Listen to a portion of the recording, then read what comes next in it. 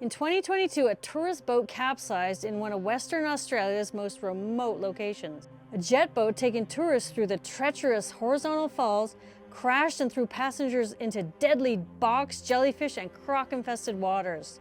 Huge tides surge through these narrow cliffs cut into gorges that create these treacherous currents from big tides. 26 passengers were aboard, and it turned into one of the biggest, most complicated rescue missions in the area.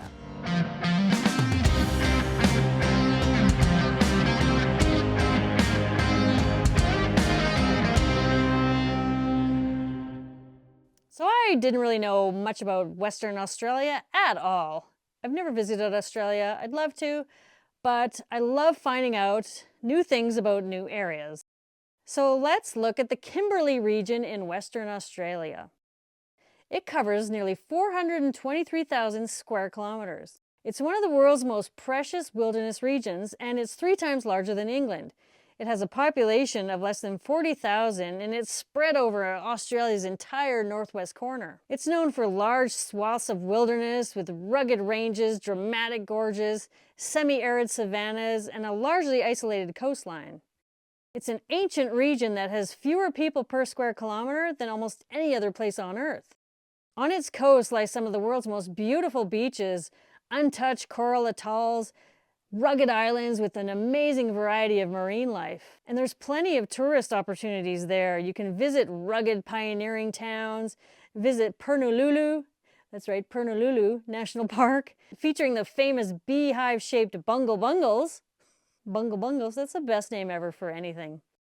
You can follow ancient cave systems at Tunnel Creek National Park, cruise the vast inland sea of Lake Argyle, or explore one of the world's largest meteorite craters at Wolf Creek Crater National Park. There's so much to do. I feel like this is a tourist ad for the Kimberley area in Western Australia. Wait till you hear later. You may not want to go there. And then there's Rowley Shoals Marine Park, where you can swim with over 650 species of fish. And did you know you could cruise to the Buccaneer Archipelago? A group of about 900 islands in clusters in Yampi Sound. There's extreme tides in this area, and that makes navigation really difficult. And here's where you can witness that amazing tidal movement that I talked about earlier, the horizontal falls. It's a place that very few people have seen because it's so remote. David Attenborough, who doesn't love David Attenborough, described horizontal falls as one of the greatest natural wonders of the world. It's a natural phenomenon that receives some of the highest tides in the world, and these help create this horizontal waterfall. It's located in the turquoise water of Talbot Bay, and the fast-moving tidal current squeezes through narrow gorges. The water is pushed into rapid-like formations, which rush through the gaps at an astonishing rate. They create waterfalls, which are basically turned on their side, called horizontal waterfalls. The powerful tides in the Kimberley can reach more than 10 meters, and the direction of flow reverses as the tide comes in and out, so the water flows through those gorges 2 different ways each day. And the falls are definitely not accessible by vehicle. There's no cell service out there, there's no Netflix. The only way you can see them or get close to them is with an extended cruise or a float plane trip which lands near the falls and then takes people through on boat. So for a mere $1,000, Horizontal Falls Seaplane Adventures will take you on a tour to the falls. They pick up tourists and take them on a scenic flight from either Broome or Derby, Australia, and then they take them for an exhilarating ride through the falls on one of the fastest boats in the Kimberley and through the untouched creek systems of Talbot Bay. So yeah, Horizontal Falls Seaplane Adventures, they pick up people and fly them to the area on a turboprop seaplane. The scenic flight goes to Talbot Bay, where they have this huge floating pontoon. It's near the falls, and that's where they organize tours. It's a floating operation that has boats, seaplanes, and helicopters. Tourists get a tasty lunch of fresh barramundi, it looks really good, on board the floating dining pontoon, and they can snorkel and swim in the marine viewing platform. It actually sounds really amazing. I want to go there. And on their website, they say this spectacular display of tidal power is tamed by our highly experienced skippers aboard a Jetstream, a 500 horsepower custom-built vessel designed to tackle the enormous 11-meter tides of Talbot Bay. So on August 22nd, 2022, the company took 26 passengers out to the falls.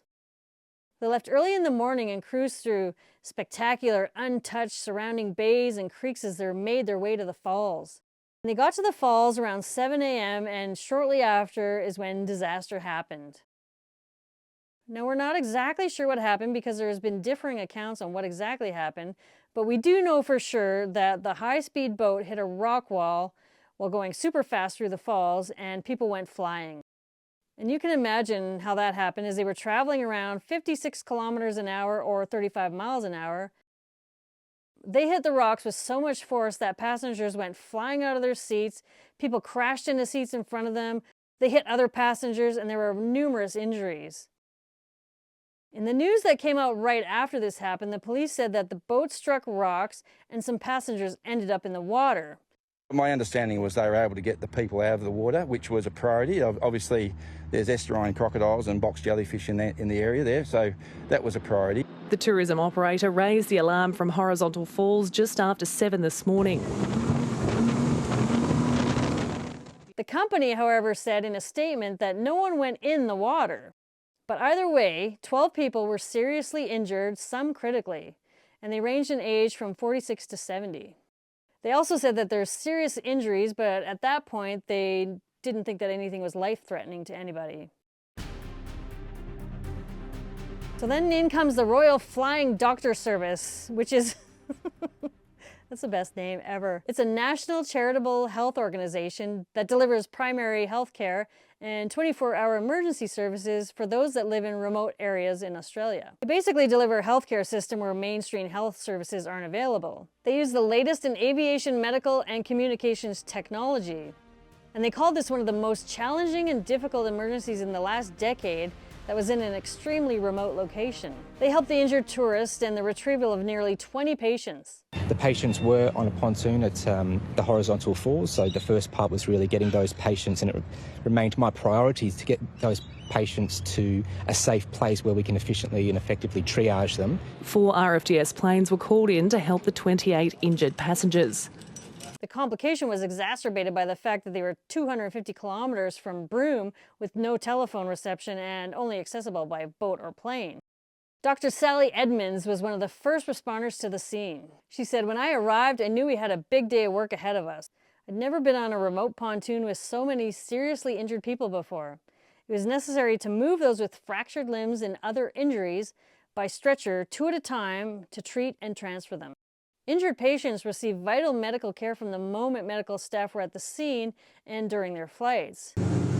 The triage is ongoing and it's been a massive effort. The RFDS has stood up our critical incident and emergency management response. So far, it's worked very effectively. Doctors say that the company, Horizontal Falls Seaplane Adventures, who gave the tours, they'd already been performing first aid by stopping bleeding and setting wounds and giving pain medications and just helping the injured parties before medical staff got there. The company also got all their seaplanes ready to transport patients by the time doctors arrived, so they were actually a huge help. The patients were treated for broken bones, musculoskeletal injuries, ligament injuries to limbs, and head trauma at the State Trauma Center. Multiple patients had to go for surgery for their broken bones, and the doctor said that fixing broken bones was only one aspect of their care, that they'd have to deal with reintegration, rehab, and of course the psychological aspect of the incident. The Premier said that it could have been a tragic outcome, but everyone was rescued and people are now in hospitals in Perth or Broome, and everyone is being managed as best we can. Authorities suspended all trips to the falls while they did an investigation, and the skipper of that boat that crashed also had his license suspended during that time. Queensland couple Jim and Chris Birch were 2 patients that day. They say that they were enjoying the natural beauty of the falls when all of a sudden the boat crashed into the rock cliff. Chris was seriously injured and required urgent care, and she had an open tibial fracture and in an obvious state of pain. Jim said that his one thought was just how remote they were and how far they were from medical assistance, so he was quite worried. He said that once the boat was back to the pontoon, though, and safely moored, he looked around and he saw that many of the fellow passengers had a variety of injuries. He says, I remember Dr. Sally arriving on the pontoon and the look on her face when she saw the extent of the medical challenges that presented itself. Jim said what he saw next was an extraordinary display of teamwork, care, and compassion by Horizontal Falls crew, passengers, and the flying doctors. Jim was lucky and escaped with only a few cuts and bruises, but Chris had to be transported to a hospital. He said it was amazing to see what the flying doctors had organized in such a remote, isolated spot. Each seriously injured passenger was assigned a medical team who treated them with outstanding care and compassion. In May of 2023, charges were laid against the company and master, which I assume is the skipper. There really wasn't much information on these charges or what happened after that at all. But charges were laid under the Marine Safety National Law Act of 2012 against the company. The master was charged with 2 safety-related offenses, failing to take reasonable care and not implementing and complying with the safety management system for the vessel and its operations. And charges came just as the government and traditional landowners in the area announced that they were potentially considering barring tourism operators from passing through the falls in the future. And that was mostly for safety and cultural reasons. But today, if you look for tours at the falls, they are all over the place and going strong, and people are raving about them. It actually looks really cool. It sounds like the case went to court this summer, but I couldn't really find anything on the outcome, so who knows? It must be a good sign since operations are back to normal, and I did hear that skipper was piloting another boat, so he hasn't been kicked out of the skipperhood. So let me know, would you pay $1,000 to fly through the Horizontal Falls on a fast jet boat? I mean, there's only been one accident and there's tons and tons of people who do it, so the odds are in your favor, but you never know.